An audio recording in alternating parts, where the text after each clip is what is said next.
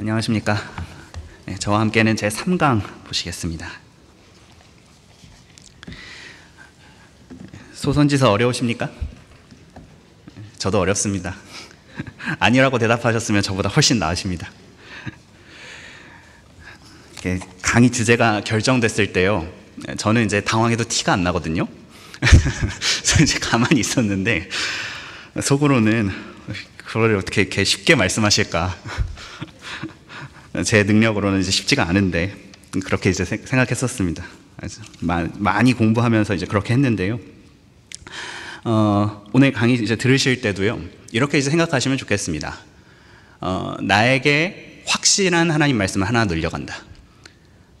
우리가 이제 모든 성경 말씀을 알 수 없잖아요. 러크만 목사님께서도 어떤 구절에 대해서는 솔직하게 나도 모르겠다고 이제 고백하신 구절도 많고, 우리가 이제 소선지서에는 솔직히 그렇게 이야기했던 구절들이 많이 있죠. 읽어도 잘 모르겠다, 그렇게 이제 생각했던 구절들이 많이 있으실 것입니다. 다 알 수는 없더라도 어떤 구절들을 내가 이제 확실하게 알았다 라고 고백하실 수 있으시면 충분히 의미 있는 시간이었을 것이다, 그렇게 저는 이제 생각을 합니다. 그래서 소선지서의 말씀들을 접하실 때, 이 말씀은 내가 이제 확실하게 알게 됐다, 그것이 하나라도 넣으셨으면 의미 있는 시간을 보내고 가셨다, 그렇게 생각하시면 좋을 것 같습니다. 내용 보시면요, 사도 바울은 로마서 11장에서 이런 질문을 던졌습니다. 하나님께서 자기 백성을 버리셨느냐? 대답은 곧바로 이어지죠. 결코 그럴 수 없느니라. 하나님께서는 자기 백성, 유대인들을 결코 버리시지 않는다는 것이에요. 그럼에도 불구하고 이 질문에 대해서 엉뚱한 대답을 내놓는 사람들이 덜어 있죠. 그 원조격인 인물은 바로 오리겐입니다. 우리가 이 오리겐은 성경 변계자로 잘 알고 있죠. 그리고 심지어 자신이 번역한 성경조차도 믿지를 않았습니다. 문자 그대로 받아들이지 않은 것이요, 자기가 변개했으면서도요. 그 오리겐은요, 켈수스를 논박함이라는 책을 통해서 이렇게 이야기를 했습니다. 우리는 확신을 가지고 그들, 즉 유대인들이요, 절대 이전 상태로 회복되지 않을 것이라고 말한다.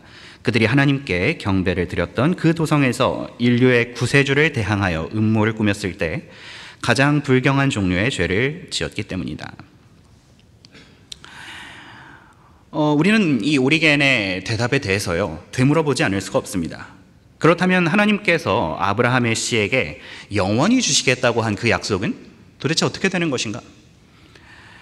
하나님께서는 영원한 언약을 아브라함의 씨에게 주시겠다고 약속하셨고요, 가나안의 모든 땅을 영원한 소유가 되게 하시겠다고, 너와 내 씨에게 영원한 소유가 되게 하시겠다고 말씀하셨는데, 그렇다면 그 영원한 약속은 하나님께서 이스라엘을 버리셨을 때 어떻게 된 것인가?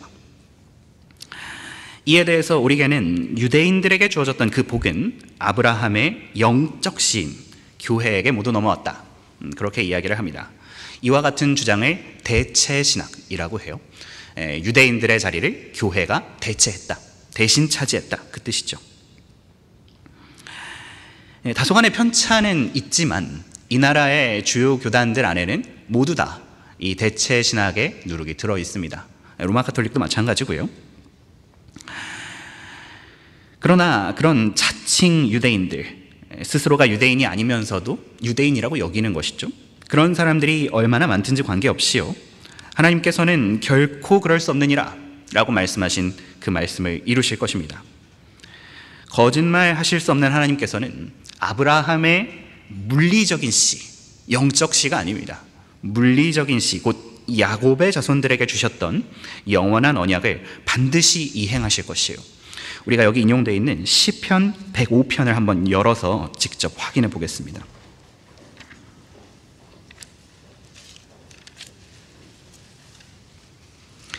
시편 105편 6절 이하를 보시겠습니다.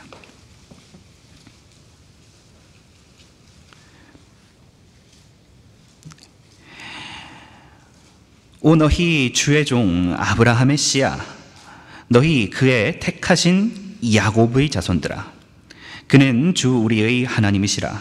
그의 심판들이 온 땅에 있도다. 그가 자기의 언약을 영원히 기억하셨으니 곧 천대에 명령하신 그 말씀이라. 이는 그가 아브라함과 하신 언약이며 이삭에게 하신 그의 맹세요. 또 같은 것을 야곱에게 율법으로 이스라엘에게 영원한 언약으로 확증하셨으니 말씀하시기를 내가 내게 가나안 땅 곧 너희 유업의 몫을 주리라 하셨도다. 이렇게 되어 있죠. 100번 양보해서요. 우리들은 영적으로 아브라함의 씨죠. 그러나 우리는 영적 이삭인 적은 없고요. 영적 야곱인 적도 없습니다. 하나님께서 이삭과 야곱을 말씀하셨다면 이것은 물리적인 약속이죠. 물리적인 씨에게 주신 약속입니다. 교회에게 넘어온 것이 아니라는 것이죠. 우리가 살펴보고 있는 소선지서들도 그 물리적인 씨에게 하나님께서 영원히 약속하신 그 약속을 반드시 이행할 것이다 라는 점을 입을 모아서 이야기하고 있습니다. 다음 1번 보시면요, 소멸되지 않는 이스라엘이라고 이제 되어 있죠.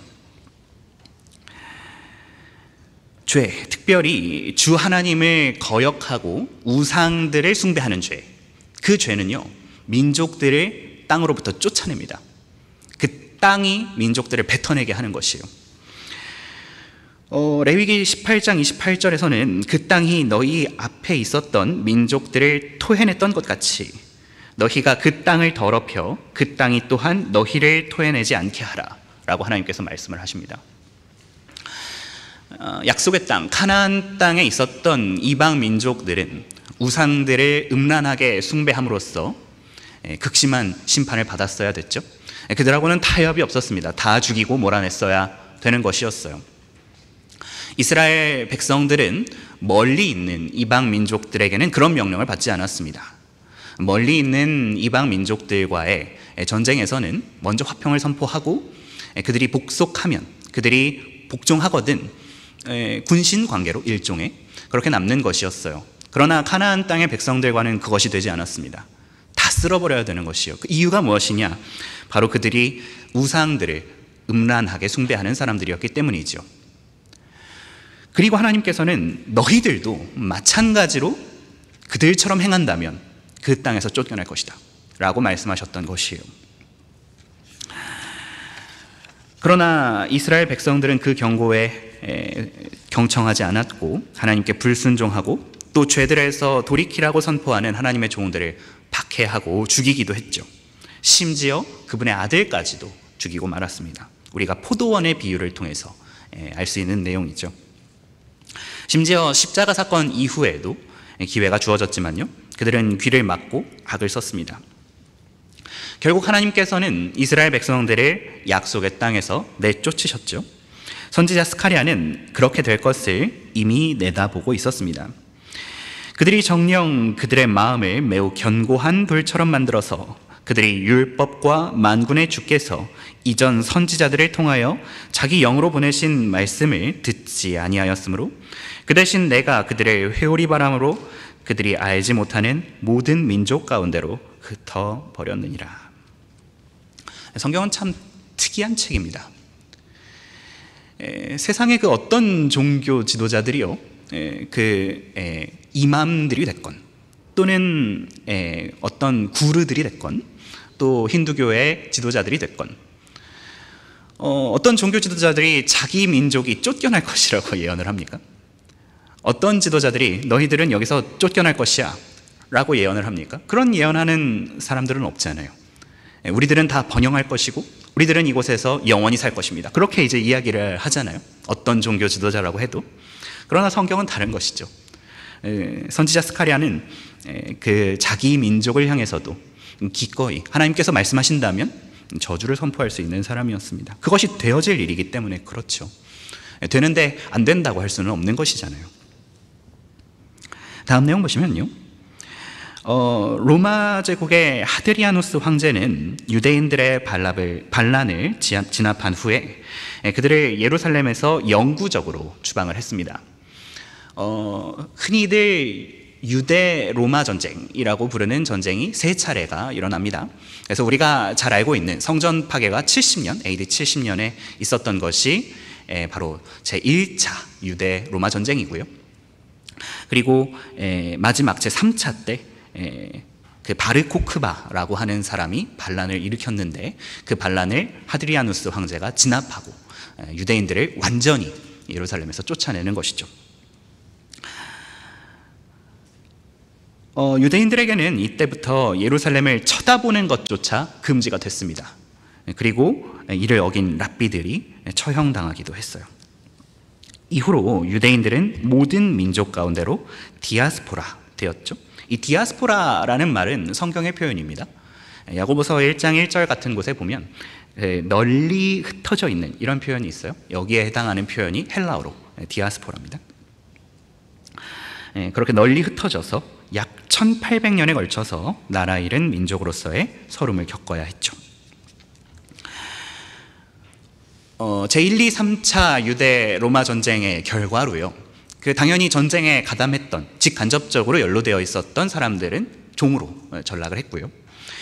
그리고 또 종으로 전락하지 않았다 손 치더라도 로마 제국 내에서는 굉장히 2등 시민으로서, 시민도 아니죠 사실은, 굉장히 차별 대우를 그렇게 받으면서 살아야 했었습니다. 또 십자군이 거병되었을 때는 유대인들은 대량 학살을 당하기도 했습니다. 이유가 무엇이었는가 하면 그들이 그리스도의 적들이다 라는 인식이 유럽 전역에 퍼져 있었기 때문이죠. 바로 우리가 아까 전에 봤던 오리겐의 그 대체 신학적인 생각이 당시의 유럽 전역에 잘 퍼져 있었던 것이에요. 반유대주의가 퍼져 있었던 것이죠. 12세기 이후로는요, 중세 암흑시대 내내 유대인들이 어린아이들을 살해했다라는 둥, 유대인들이 성체를 모독했다라는 둥, 또 유대인들 때문에 흑사병이 퍼졌다라는 둥 온갖 괴소문이 나돌기도 했어요. 그렇게 유대인들은 영국에서, 프랑스에서, 스페인에서, 포르투갈에서, 독일에서 쫓겨나거나 재산을 몰수당하거나 처형당하거나 도망쳐야 했습니다.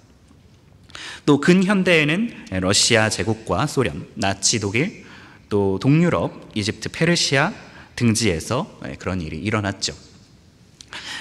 예레미야 16장 16절에 따르면 주님께서는 많은 사냥꾼들을 보내셔서 유대인들을 사냥하도록 하셨던 것이죠. 나치 친위대를 위시해서 수많은 군인들이 유대인들을 잡았던 것이죠. 그런데 어째서인지요, 유대인들은 그렇게 극심한 압박을 받았으면서도 멸절되지도 않았고요, 민족성을 잃어버리지도 않았습니다. 사실은 이것은 일제강점기를 겪은 우리 민족으로서는 굉장히 충격적인 일입니다. 왜냐하면 우리는 일제강점기 잠깐 겪었는데도요, 우리나라 문화가 많이 변했잖아요. 우리나라 언어들 안에 일본어가 많이 들어오고, 우리나라의 전통적인 실행들이 일본식으로 많이 바뀌었죠. 사실은 우리나라는 전통적으로 하얀색 옷을 입고 장례를 치렀다는 거 다들 알고 계시죠? 우리나라는 백이 민족이니까요. 그런데 현재는 우리는 다 까만색 옷을 입고 장례를 치르죠. 그것이 바로 일제가 정립한 것입니다. 그런 식으로 많은 민족들의 문화가 바뀌게 되잖아요. 그런데 유대인들은 민족성을 상실하지 않았던 것이죠. 1800년을 지나왔는데요, 마치 모세가 호렙에서 주의 천사를 만났을 때 보았던, 불로 타지만 소멸되지 않았던 그 가시덤불처럼 유대인들은 극심한 고통 속에서도 소멸되지 않았던 것이죠. 하나님께서 이렇게 말씀하셨기 때문입니다. 나는 주임으로 변경하지 아니하노라. 그러므로 너희 야곱의 아들들은 소멸되지 아니하느니라. 말라기 3장 6절에서 예언되어 있었던 것이죠. 다음 페이지 보시면요, 선지자 호세아는요, 아직 북왕국 이스라엘이 망하기도 전에 이렇게 예언을 했습니다. 이는 이스라엘 자손들이 많은 날들 동안 왕도 없고 통치자도 없고 희생제도 없고 형상도 없고 에봇도 없고 트라빔도 없이 거하다가 그 후에 이스라엘 자손들이 돌아와서 라고 예언을 했던 것이요. 아직 북왕국도 망하지 않았습니다. 그러나 이스라엘 자손들이 이런 것들 없이, 심지어 통치자도 없이 또 희생제도 없이 지내다가 나중에 돌아오게 될 것이다. 많은 날들 동안 그렇다가 돌아올 것이다 라는 것을 예언했던 것이죠. 호세아 선지자는 이스라엘의 디아스포라와 그 뒤에 있을 기환을 내다본 것이었습니다. 이스라엘 백성들은 19세기 말부터 약속의 땅으로 돌아오기 시작했습니다. 그리고 1948년에는 건국을 선포하기에 이르렀죠. 바로 그 이튿날부터요, 건국을 선포하고 다음 날부터 전쟁이 났습니다. 제1차 중동 전쟁이 터진 것이에요. 거기서부터 시작해서 이스라엘은 4차례에 걸친 중동 전쟁을 위시해서 수많은 전쟁들을 치러야 했습니다. 지금도 치르고 있죠. 국제사회로부터의 거센 외교적 압력에도 직면해야 했고요. 그럼에도 불구하고 유대인들은 계속해서 꿋꿋하게 그 약속의 땅으로 돌아왔습니다. 그리고 이스라엘은 오늘날 누구도 쉽게 건드릴 수 없는 강국이 됐죠. 우리가 그 역사를 보고 있는 것입니다. 물론 이스라엘의 귀환에 관한 예언은요, 어제도 이제 우리가 공부했지만 완전히 성취된 것은 아닙니다. 선지자 호세아는 이스라엘의 귀환에 대해서 이렇게 예언했는데, 그들이 주를 따라가리니 그가 사자같이 포효할 것이요 그가 포효할 때면 그 자손들이 서쪽에서부터 떨 것이라. 그들은 이집트에서 나온 새처럼 떨 것이요 아시리아 땅에서 나온 비둘기처럼 떨리라. 내가 그들을 그들의 집에 두리라. 주가 말하노라. 방금 전에 우리가 읽었던 그 포효 소리로부터요, 이스라엘의 귀환이 완수되려면 유대인들이 유다 지파의 사자이신 분, 예수 그리스도시죠. 그 예수 그리스도의 음성에 두려워서 떠는 일이 수반되어야 한다라는 사실을 우리가 알 수 있습니다. 그가 사자같이 포효할 것이요 그가 포효할 때면 그 자손들이 서쪽에서부터 떨 것이라. 그렇게 돼 있잖아요. 예수 그리스도의 음성에 이스라엘 백성들이 떨어야 하는 것이요. 그러나 현재는 그런 일이 일어나지 않고 있죠. 예수님을 두려워하지 않는 것이죠. 따라서 예언은 부분적으로만 성취된 것이 분명합니다. 아직 다 성취된 것이 아닌 것이죠. 밑에 박스 내용 보시면요, 그런데 어떤 사람들은 극단적으로 이제 가서요, 예언이 아예 성취되지 않았다, 그렇게 이야기를 합니다. 즉 지금 현재 이스라엘 땅에 돌아와 있는 유대인들은 진짜 유대인 아니다, 하나님께서는 아직 유대인들을 데려오신 적 없다, 그렇게까지 극단론을 펴는 사람들이 있습니다. 텍스 마스나 제이 버논 맥기와 같은 사역자들이 그런데요, 사실 이송 목사님께서도 텍스 마스는 형제는 굉장히 이제 고평가를 하셨음에도 불구하고 이 부분은 잘못했다, 그렇게 이제 이야기를 하셨습니다. 밑에 이제 각주에 달아놨는데, 월간 성경대로 믿는 사람들 2014년 12월 호에부터 3회에 걸쳐서 이제 연재가 됐었습니다. 그 유대교로 개종한 자들의 위상이라는 제목으로 3회에 걸쳐서 연재가 됐었는데, 궁금하시면 한번 찾아보십시오. 현재 약속의 땅에 돌아와 있는 유대인들이 가짜라고 하는 그 이론을요, 텍스 마스는 자신의 책을 통해서 현재 이스라엘 국민 중 단 5%만 아브라함의 후손이고 나머지는 투르크인이다, 그렇게 이야기하면서 자신의 주장을 논증하기도 했습니다.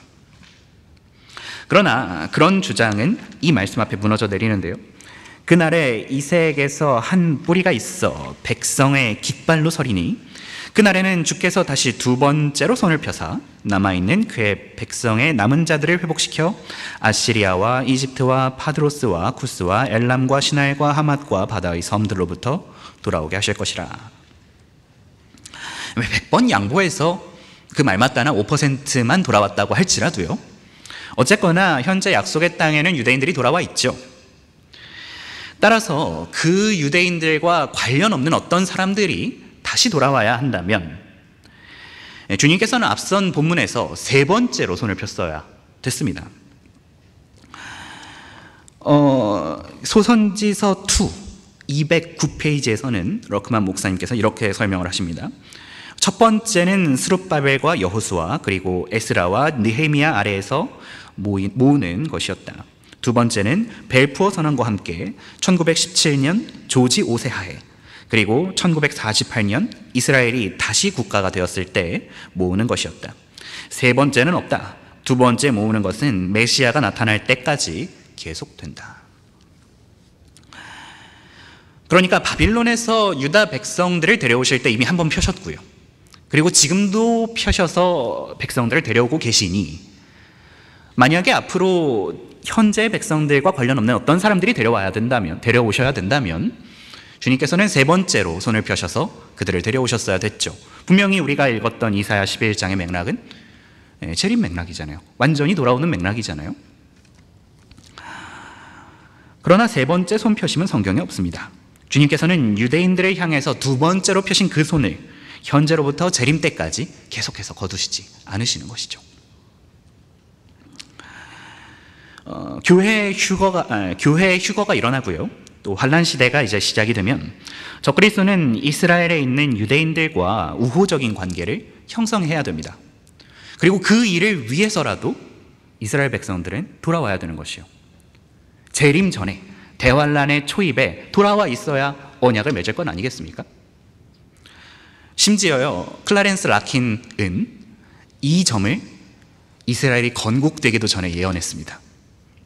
놀랍죠? 성경을 통해서 알고 있었던 것이요. 이스라엘 아직 건국되지 않았지만 적그리스도와 우호적인 관계를 형성해야 되니 돌아와서 박해를 받아야 되니 반드시 유대인들은 돌아와야 한다. 물론 이제 시점상 약간의 이제 오류는 있었지만 라킨은 대환란이 펼쳐지면, 그러니까 교회 휴거가 일어나고 나서 유대인들이 돌아와서 국가로 인정받는 일이 있을 것이다. 그렇게 이제 예언하기는 했지만요. 어쨌거나 유대인들이 돌아와야 한다. 대환란의 초입에 돌아와 있었어야 된다라는 점 분명히 알았던 거예요.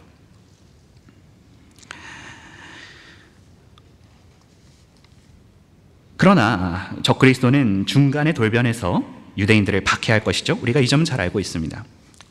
그러면 유대인들은 또다시 흩어져서 셀라 페트라로, 그 외에도 숨을 곳을 찾아서 이리저리로 처절하게 도망을 해야 합니다.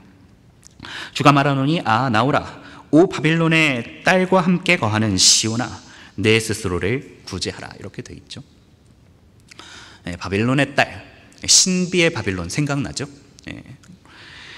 그 대환란에서 바빌론의 딸과 함께 거하는 그 시온에게 나오라고, 그리고 내 스스로를 구제하라고 그렇게 말씀하고 계시는 장면입니다. 하나님께서 구해주시겠다고 안 했어요. 내 스스로를 구제하라고 하셨습니다. 도망치라는 것이죠. 아직 재림 말씀하시는 거 아닙니다. 유대인들은 피난 생활 내내 왜 이런 일이 우리에게 닥쳤을까? 그런 질문을 되뇌면서 슬퍼할 것이죠. 비록 그들이 답을 온전히 찾지는 못했다고 할지라도요, 주님께서는 일단 그런 그들을 다시 또 약속의 땅으로 데려오시겠다고 말씀을 하셨습니다. 내가 엄숙한 집회로 인하여 슬퍼하는 자들을 모으리니 그들은 너에게 속한 자들이요 그 비난이 내게 짐이 되었도다 라고 스파냐 3장 18절을 말씀을 하십니다.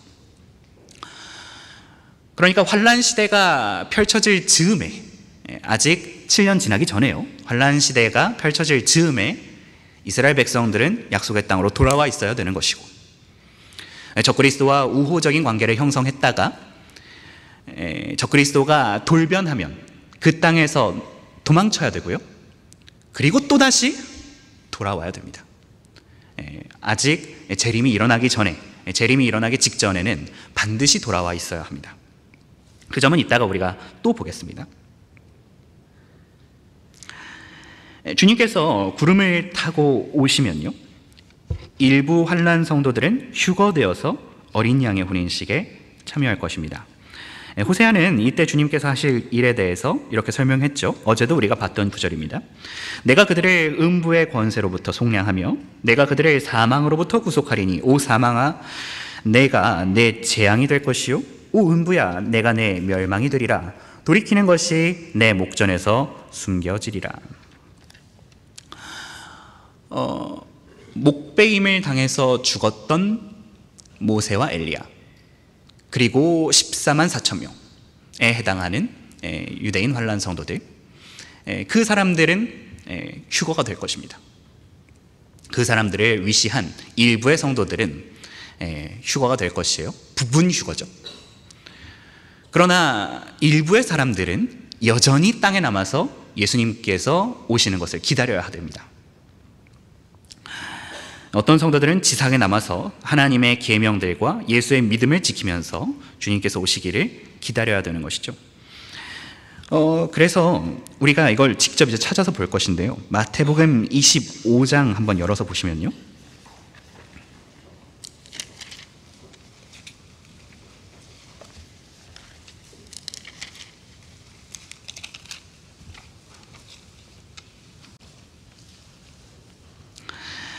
마태복음 25장 1절부터 우리가 보면요, 이 부분은 휴거되는 환난 성도들을 말씀하시는 것입니다. 그때 천국은 등불을 들고 신랑을 맞으러 나간 10명의 처녀들과 같으니라. 그들 가운데 5은 현명하고 5은 어리석더라.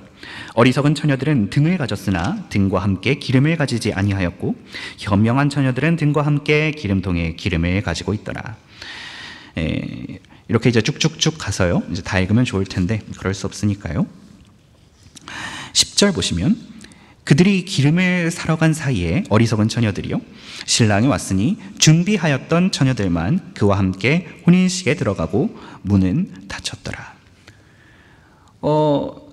이 성도들은 혼인식에 참여하는 것이에요. 어린 양의 혼인식에, 하늘에서 있을 그 어린 양의 혼인식에 참여하게 되는 것이죠. 부분 휴거되는 성도들을 말합니다. 그런데 우리가 누가복음 12장에 가서 보면 비슷한 듯 하면서도 약간 다른 부분이 나옵니다. 누가복음 12장 가서 보시면요,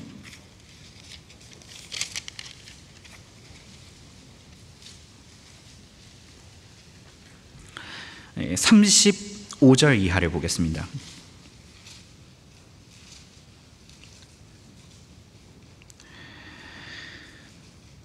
너희 허리에 띠를 두르고 너희 등불을 밝히고 있으라.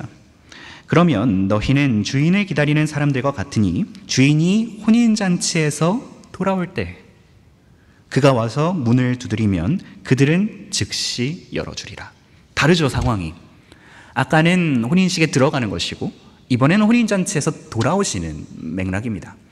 다른 것이요, 환난 성도들 가운데 어떤 사람들은 하늘에서 있을 어린 양의 혼인식에 신부로서는 아니지만 참여하는 사람들이 있는 것이고, 어떤 성도들은 주님께서 돌아오셨을 때 오히려 문을 열어줘야 되는 성도들이 있는 것이에요. 이 사람들이 지상에서 기다리고 있었던 사람들이죠. 적그리스도는 이 지상에 남은 환난 성도들을 치기 위해서 약속의 땅으로 총공세를 펼칠 것입니다. 이스라엘 골짜기, 곧 무깃도 골짜기로부터 진격해오는 적그리스도의 군대와 비교하면요, 유대인들은 당연히 압도적인 열세에 처하게 될 것이에요. 주께서 호세아에게 말씀하시기를 그의 이름을 이스르엘이라 하라. 조금 있다가 내가 이스라엘의 피를 예후의 집에 갚을 것이며 이스라엘 집의 왕국을 그치게 할 것이요, 그날에 내가 이스라엘 골짜기에서 이스라엘의 활을 꺾으리라 하시더라. 이 4번 이제 각주 잠깐 보시면요, 분명히 우리가 호세아 방금 읽은 말씀은요, 이스라엘 집의 왕국을 그치게 하는 것, 즉 북왕국 이스라엘의 멸망에 관한 것이었습니다. 그런데 북왕국 이스라엘이 멸망할 때 우리는 이스라엘 골짜기에서 이스라엘의 활이 꺾이는 것, 즉 이스라엘 골짜기에서 어떤 대패가 일어나는 것 본 적이 없습니다. 성경 어디에서도 우리가 본 적이 없어요. 그렇다면 이 내용은 어떻게 봐야 하느냐? 미래의 내용으로 봐야죠. 이스라엘 골짜기에서 이스라엘의 활이 꺾이는 일, 이것은 미래에 성취될 일입니다.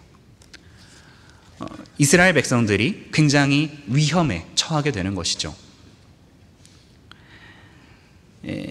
무깃도 골짜기, 이스라엘 골짜기, 넓게 보면 같은 것이라고 보셔도 괜찮습니다.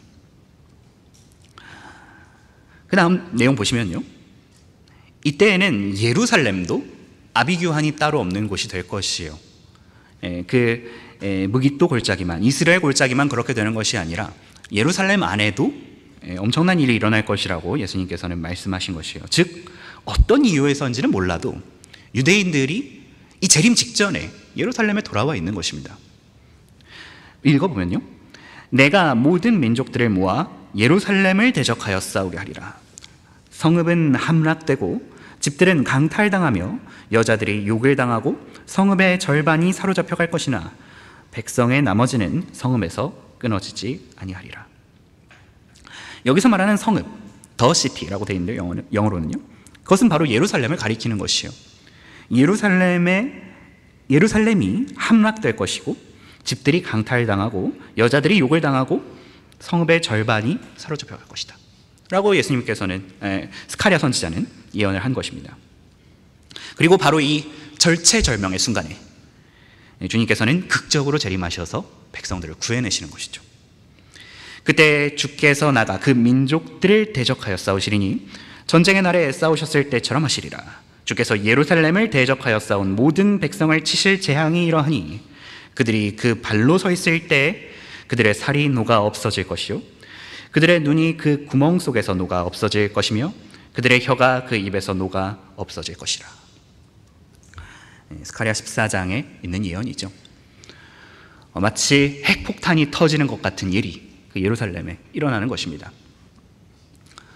그런데 그러면 유대인들도 말려들 수 있잖아요. 그렇죠. 유대인들도 말려들 수 있죠. 주님께서도 생각이 없으신 게 아닙니다. 그 부분에 대해서도 예언되어 있는 것이에요. 박스 내용 보시면요, 주님께서는 이방을 심판하시고 짓밟으시는 가운데서도요, 자기 백성에게는 자상함을 보이실 것이에요. 스가랴는 주님께서 예루살렘의 유대인들에게 도주로를 확보해 주실 것까지 우리에게 보여줍니다. 그의 발이 그날에 예루살렘 앞 동편에 있는 올리브산 위에 서시리니 올리브산은 그 중간이 동쪽과 서쪽으로 갈라져 매우 큰 골짜기가 생길 것이며 산의 절반은 북쪽으로 산의 절반은 남쪽으로 옮겨지리라. 그러니까 산의 절반은 북쪽으로 산의 절반은 남쪽으로 옮겨지니까 동서로 큰 길이 생기겠죠, 평지가. 너희는 산들의 골짜기로 도망하리니 이는 산들의 골짜기가 아살까지 미칠 것입니다. 정녕 너희가 도망하리니 마치 유다의 우시야 왕의 시대에 너희가 지진 앞에서 도망했던 것과 같으리라. 스가랴 14장 4절 5절에서 예언되어 있는 내용입니다. 이 길을 따라서 유대인들이 도망까지도 하는 것이죠. 이렇게 그러나 누구든지 주의 이름을 부르는 자는 구해냄을 받으리니 이는 주께서 말씀하신 대로 시온산과 예루살렘에 구해냄이 있을 것이요 남은 자를 주께서 부르실 것임이라 라는 요엘 2장 32절의 말씀이 성취가 될 것입니다. 이 말씀은 영적으로 보면 우리들에게도 얼마든지 적용할 수 있는 말씀이죠. 답이 없어 보이는 상황을 맞닥뜨렸더라도, 나를 대적하는 군대가 2억 명이더라도, 시험을 당하면 반드시 피할 길도 마련하시는 주님의 이름을 우리는 부를 수 있어야겠습니다. 그러면 어디선가 그 전까지는 보이지 않았던 솟아날 구멍이 열리는 것이죠. 주님께서는 이번에는 솟아날 구멍을 여신 게 아니라 구멍을 뚫고 내려오셨습니다. 그렇게 하실 수 있는 것입니다. 예레미야 33장 3절에서는 나를 부르라 그리하면 내가 내게 응답하겠고 내가 알지 못하는 크고 능력 있는 일들을 내게 보이리라. 그렇게 말씀하셨습니다. 내가 알지 못하는 크고 능력 있는 일들을 내게 보이리라. 우리가 알지 못하는 어떤 구원이 있을 수 있는 것이에요. 다음 내용 보시면요, 주님께서는 모든 눈이 볼 수 있도록 오셔서 유대인들이 왜 여태까지 그토록 극심한 박해에 처해야 했는지를 깨닫게 해주실 것입니다. 이때는 모든 눈이 볼 수 있게 오시는 것입니다. 유대인들도 보는 것이고, 그리고 예수님을 대적했던 사람들도 보는 것이에요. 또 내가 다윗의 집과 예루살렘의 거민들 위에 은혜와 간구의 영을 부어주리라. 그러면 그들이 찔렀던 나를 쳐다볼 것이며 그들이 그를 위하여 애통하리니 마치 어떤 사람이 자기 외아들을 위하여 애통함같이 할 것이요 그들이 그를 위하여 비통에 잠기리니 마치 어떤 사람이 자기 처자들을 위하여 비통에 잠기듯 하리라. 그날에 예루살렘에 큰 애통이 있으리니 마치 무기또 골짜기 하단 림몬의 애통과 같으리라. 스가랴 12장 10절 11절 말씀이죠. 그런데 여기에서 특이한 것이 있습니다. 우리가 이제 생각을 해보죠. 예수님께서 오시면 애통하실 분 계십니까? 물론 죄를 짓고 있다가 발각되면 애통하실 수도 있겠죠. 그러나 일반적으로 예수님께서 오시는 상황은 기쁜 상황이죠. 그런데 이 사람들은 애통한단 말이에요. 여기에서 우리가 알 수 있는 점이 있습니다. 박스 내용 보시면요, 스가랴는 재림 직전에 많은 유대인들이 주 예수님께로 온전히 회심하지 않은 채로 예루살렘에 돌아올 것임을 확증해 주는 것이에요. 만일 그들이 이미 주님과의 관계를 개선한 상태로 돌아와 있었다면 그들은 주님께서 오셨을 때 애통할 게 아니라요, 오히려 기뻐했어야죠. 그러나 스가랴가 미리 본 상황은 그렇게 흘러가질 않았습니다. 유대인들은 나타나신 분의 그 손 못자국을 보고서야 비로소 그분이 누구신지를 깨닫는 것이에요. 메시아는 기다렸죠. 그러나 메시아가 그분이신 줄은 몰랐죠. 예수님의 손에 못자국을 보고서 저분이 예수님이신데 메시아가 예수님이셨구나, 그것을 깨달은 것이에요. 우리 이제 이 표지 그림에도 보면 참 성경을 아는 사람이 그림을 그리면 놀라운데요. 손 잘 보시면 못자국이 있습니다. 손목 부분에. 이 부분까지 러크만 목사님께서 세밀하게 신경 쓰셔서 묘사하신 것이에요. 그것을 보고서 예수님께서 메시아셨구나, 그것을 안 것이에요. 이내 그들의 뇌리에는 그의 피를 우리와 우리 자손에게 돌리라 라고 말했던 그 조상들의 죄가 스쳐가겠죠. 그래서 우리가 박해를 당했구나 라는 점을 깨닫고 그렇게 회개하게 될 것입니다. 주님께서는 그분께로 완전히 돌이킨 이스라엘에게 어떤 반응을 보이실 것인데, 그 반응에 대해서 선지자 미카는 이렇게 이야기를 합니다. 주께서는 다시 돌이키시어 우리에게 긍휼을 베푸시리니 주께서는 우리의 죄악들을 정복하실 것이요 주께서는 그들의 모든 죄들을 바다 깊은 곳에 던지시리이다. 주께서는 옛날부터 우리 조상들에게 맹세하신 바 야곱에게는 진리를, 아브라함에게는 자비를 행하시리이다. 이 말씀은 우리의 구속에 해당하는 것 아닙니다. 여기 야곱에게는 진리를 이렇게 돼 있잖아요. 이것은 물리적인 씨, 아브라함의 물리적인 씨에게 행하시는 일을 말씀하시는 것이요. 주님께서는 돌아온 탕자를 받아준 아버지처럼 아무것도 더 추궁하지 않고 유대인들을 받아주실 것이요. 이때 유대인들은 죄와 불결을 씻는 셈을 통해서 깨끗해질 것인데요, 주님께서는 그들이 다시는 더러워지지 않도록, 다시 더러워지면 또 쫓겨나야 되잖아요. 그럴 수는 없죠. 다시는 더러워지지 않도록 특단의 조치를 취하실 것입니다. 이번에는 돌판에 새겨서 율법을 주시는 것이 아니라 그 마음에 기록하시는 것이죠. 바로 새 언약입니다. 예레미야 31장 우리가 열어서 한번 볼까요?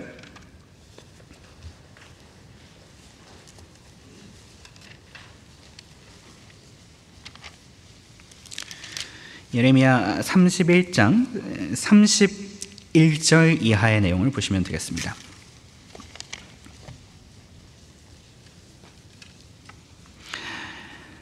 주가 말하노라, 보라, 그 날들이 오면 내가 이스라엘 집과 유다 집과 더불어 새 언약을 맺으리니. 여기서 새 언약은 뉴 커비넌트입니다. 커비넌트. 뉴 테스터먼트 아니고요. 신약할 때 뉴 테스터먼트 아니고, 아브라함의 언약 할 때 그 커비넌트입니다. 새 언약을 맺으리니 주가 말하노라, 내가 이집트 땅에서 손으로 그들을 인도하였던 날에 그들의 조상들과 맺은 언약에 따른 것이 아니니 모세와 맺었던 그 언약에 따른 것 아니라는 것이죠. 비록 내가 그들에게 남편이었지만 그들이 나의 언약을 파기하였도다.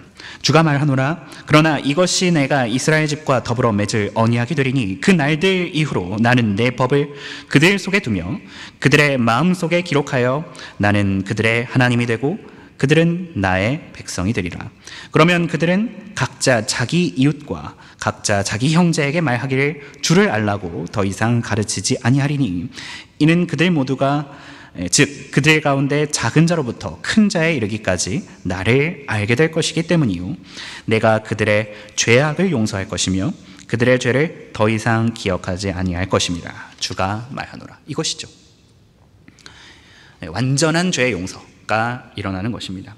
이스라엘 백성들이 민족적으로 회심하고 주님께서 그들에게 더 이상 죄를 묻지 않으시는 일, 그것이 일어나는 것이요. 그렇게 되면 이스라엘은 온전히 회복됩니다. 이제 부분적으로 성취되는 게 아니라 이스라엘의 회복에 대한 예언이 완전히 성취되는 것이죠.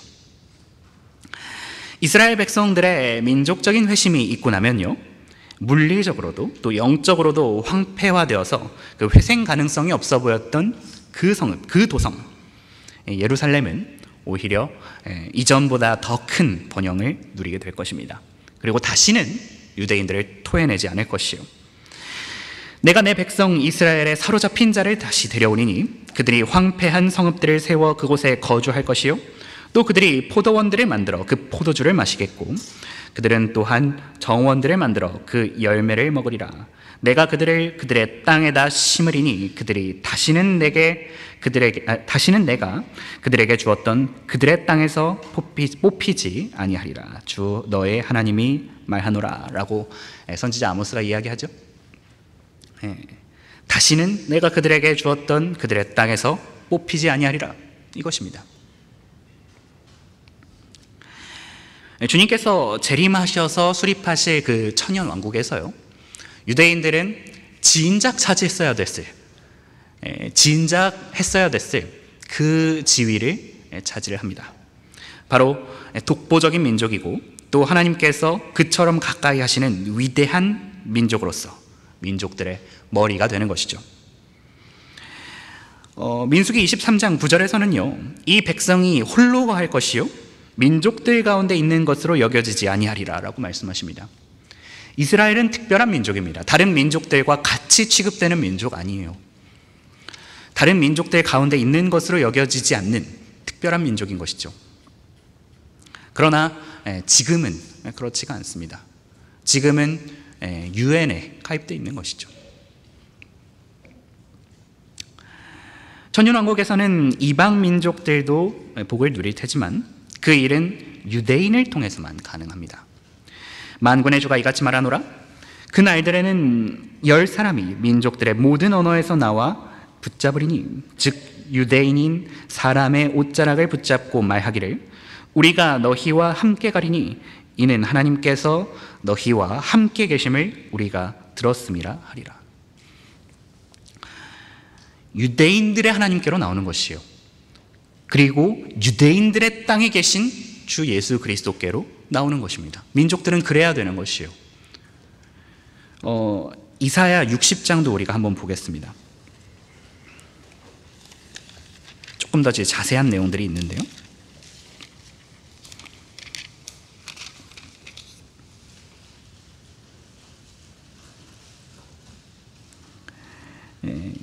다 읽으면 좋겠지만 그럴 수가 없으니까요. 14절 한번 보십시오.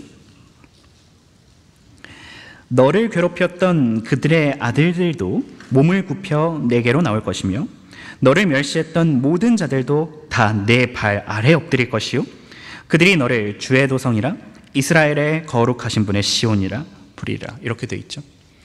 민족들이 이스라엘 백성들 앞에 조아리는 것이요, 이것이 천년 왕국에서의 미래입니다. 우리는 어쩌면 현 시대를 살아가면서요, 이스라엘 백성들 완고하잖아요. 혹시 이제 유대인 만나보셨습니까? 저는 한 번인가요? 정도 만나본 것 같습니다. 근데 잘 안 받아들입니다. 쉽지 않아요. 그런 완고함을 보면서 또 성경과는 동떨어진 수많은 전통들을 실행하는 것을 보면서 또 각자가 어느 지파에 속한지도 모를 정도로 많이 그 민족성이 희석된 것을 보면서요, 우리들로서는 어떻게 저들이 회복될 것인가, 그런 생각이 들 수도 있겠습니다. 실제로 이스라엘 사람들, 그 땅에, 약속의 땅에 돌아와 있는 사람들, 혹은 이제 어디 다른 곳에 거하는 유대인이라도요, 한번 잡고 물어보십시오. 당신은 어떤 지파입니까? 대답할 수 있는 사람은 없습니다. 몰라요. 그런데 그들이 나중에는 자기 지파 찾아서 가야 될 것 아니겠습니까? 그러면 이제 우리가 인간적인 생각으로는 어떻게 이스라엘이 회복되는 것인가? 그 12지파로 정확하게 나뉘어서 저 사람들이 각자가 어떤 지파에 속한 것인지 알고 다시 회복될 것인가? 그것이 어려워 보이는 것이 사실이죠. 그러나 하나님께서는 한다면 하시는 분이십니다. 하나님은 사람이 아니시니 거짓말하지 않으시며 또 사람의 아들이 아니시니 후회가 없으시더라. 그분이 말씀하신 것을 행하지 않으시랴? 또한 이르신 것을 이루지 않으시랴? 라고 민수기 23장 19절에서 말씀하시죠. 하나님께서 말씀하셨으면 하시는 것이에요. 설령 마른 뼈나 뿌리로부터 말라버린 무화과 나무처럼 소망을 비가역적으로 상실한 것처럼 보일지라도, 다시는 돌아올 수 없는 어떤 강을 건넌 것처럼 보일지라도 주님께서는 이스라엘을 반드시 부활시키실 것입니다. 오라, 우리가 주께로 돌아가자. 이는 그가 찢으셨으나 우리를 낫게 하실 것이요 그가 치셨으나 우리를 싸매어 주실 것입니다. 이틀 후에 그가 우리를 살리시며 셋째 날에 그가 우리를 일으키시리니 우리가 그의 목전에서 살리라 라고 호세아 6장에서 예언되어 있죠. 이 말씀은 예수 그리스도의 부활 예언한 건 아닙니다. 첫째로 우리라고 되어 있죠. 예수 그리스도는 혼자잖아요. 그리고 두 번째로요, 그 밑에 각주 내용 보시면요,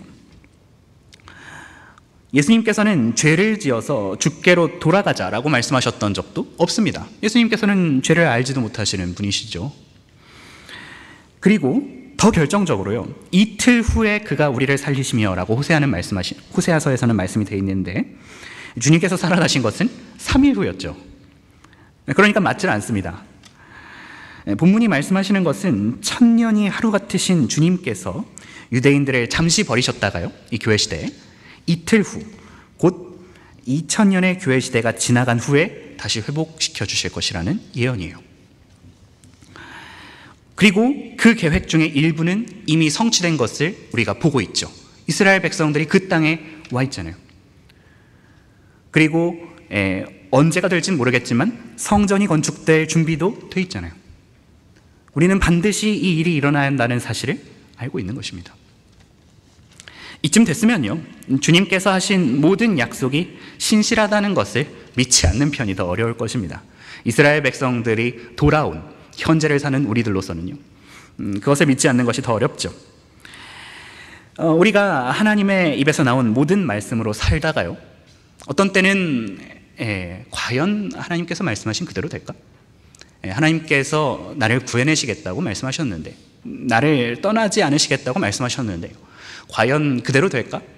그런 의심이 드는 날이 가끔씩 하루 이틀은 있죠. 그러나 그럴 때면요, 우리가 오늘 배운 것을 떠올릴 수 있어야겠습니다. 그리고 우리는 언제나 이렇게 고백해야겠습니다. 그러므로 여러분이여 기운을 내라. 나는 하나님을 믿나니 나에게 말씀하신 그대로 되리라. 나에게 말씀하신 그대로 되리라 라는 것이죠. 그리스도인은 한글 킹제임스 성경을